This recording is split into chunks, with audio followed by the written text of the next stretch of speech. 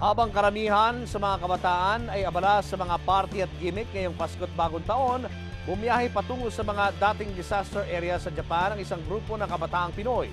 Nagbigay saya sila sa mga biktima ng sakuna at nakapulot ng bagong kaalaman mula sa mga kabataang Hapon. Magbabandila si Paul Henson.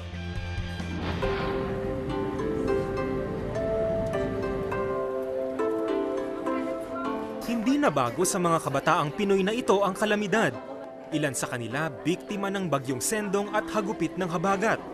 Pero bagong karanasan sa kanila ang biyaheng ito.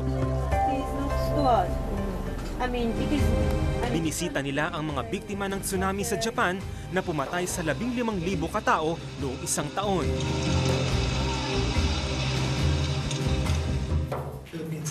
Sa pamamagitan ito ng Kizuna Project ng Japan International Cooperation Center at National Youth Commission.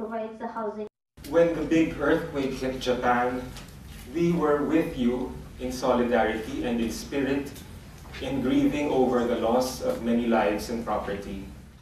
Ito'y para makapulot ng aral tungkol sa pagharap sa mga sakuna. This houses remain right after the tsunami. Naantig ang mga kabataang Pinoy nang makita ang iniwang bakas ng tsunami. School bags ng mga bata, laruan, photo albums at picture frames, mga damit.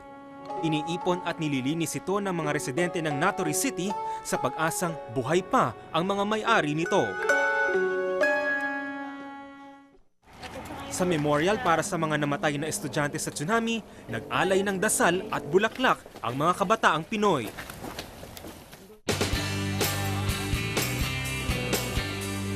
Naengganyo rin ang mga batang Pinoy sa pakikihalubilo sa mga estudyanteng Hapon. Ang mga laruang ito, imbensyon ni Satomi Odauchi. Hindi lang educational, pwede itong isuot ng bata sa ulo bilang panangga kapag lumindol. Pwede rin itong emergency bag. I was also a victim. It was a hard experience. So in the university, there was a series of projects for the disaster preparedness. Namangha sila sa iba pang imbensyon gaya ng robot na kayang humawi sa mga guho sa lindol, landslide o aksidente. Ito naman, scale model ng mga gusali na matatag kahit pa may pagyanig. Into action talaga kung ano yung kailangan gawin para naman malaman ng iba kung ano yung dapat gawin pagdating ng disaster. Ang bilis ng recovery process nila kasi yung mga tao, nagtitake din sila ng initiative para mas mapabilis yung recovery nila.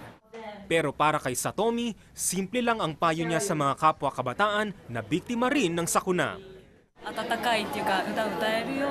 like to send a message to the Philippine young people that even though you may have a hard time, try to smile and help each other. I hope you can overcome.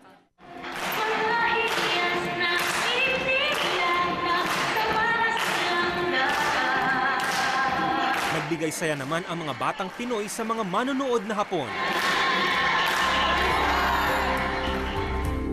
Nag-iwan din sila ng munting alaala para sa mga bagong kaibigan sa ibang panig ng mundo na pinagbuklod ng pagbangon sa sakuna. Para sa Bandila, Paul Henson.